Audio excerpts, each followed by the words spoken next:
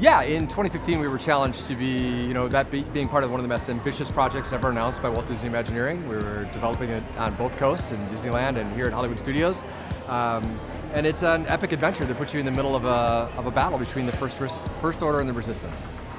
Can you kind of give us a sense of the technology that you guys have been revealing today, of how this pushes everything kind of you've done in the past into one amazing package? Yeah, I mean, really it's about storytelling and taking you on a narrative, taking you on a journey, right? One of the unaided kind of top box things for guests on a Star Wars experience is to pilot the Millennium Falcon and to be on the deck of a Star Destroyer. So we're paying off piloting the Falcon on Smuggler's Run. To get on the deck of a Star Destroyer, it's a little more complicated. You can't just walk onto a Star Destroyer. So the narrative here is that you're out in the forest by the Resistance here. They're encamped. You see the X-Wing, the A-Wing, the gun placement, and you're getting a message from General Organa for a rendezvous point so that you can join the Resistance. You board a troop transport, leave the planet's orbit, you run into a blockade. Things get dicey, you get pulled out of the deck of a Star Destroyer. So the scene you saw earlier today is when that transport opens and you're confronted by 50 stormtroopers and a full-size TIE fighter on the deck of a Star Destroyer where you've always wanted to be. That's when your adventure starts, right? You're about to be led off to interrogation. Kylo's not pleased that you're there, but he's trying to get the information about where the Resistance is heading, and he wants to get it from you. The ride itself is very interesting because you actually have almost 3 different experiences over the course of your adventure. I think there's a lot of different experiences that come together. As I described, you're joining the Resistance, you're getting a briefing, you're going off planet, you get captured and drawn into a Star Destroyer, you get taken into interrogation, you get broken out hopefully in some way, and then you got to find your way to the bottom of the ship to get into an escape pod because you got to get out of there. Because everybody knows you're up there and the Resistance is coming for that Star Destroyer. So you've got to escape in time. I was kind of referring to like the fact that you got the transport, then you got all the craziness that happens once you're on with a droid. When a droid is your pilot, right? We've learned that from Star Tours in the past. Yeah, yes, that's right.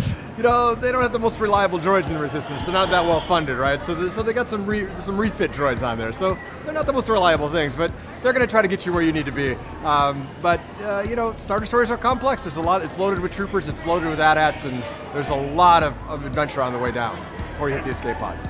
And speaking of Star Tours, I know this is taking these a lot further, but having a bigger screen and having the ability to drop and all those types of things. Can you talk about how far things have come even since you guys were revising the Star Tours to bring something like that escape pod to life? Absolutely, yeah. Star Tours, it's a simulator-based attraction, it's a pod-based attraction. We were able to bring the new media and the rotating sequences to it to kind of liven and refresh that attraction to take people where they haven't been before.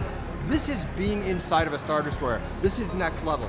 The actual ride conveyances are combined in a way that's seamless and extends the story. You're not sure what conveyance you're on because you are trying to escape from a Star Destroyer.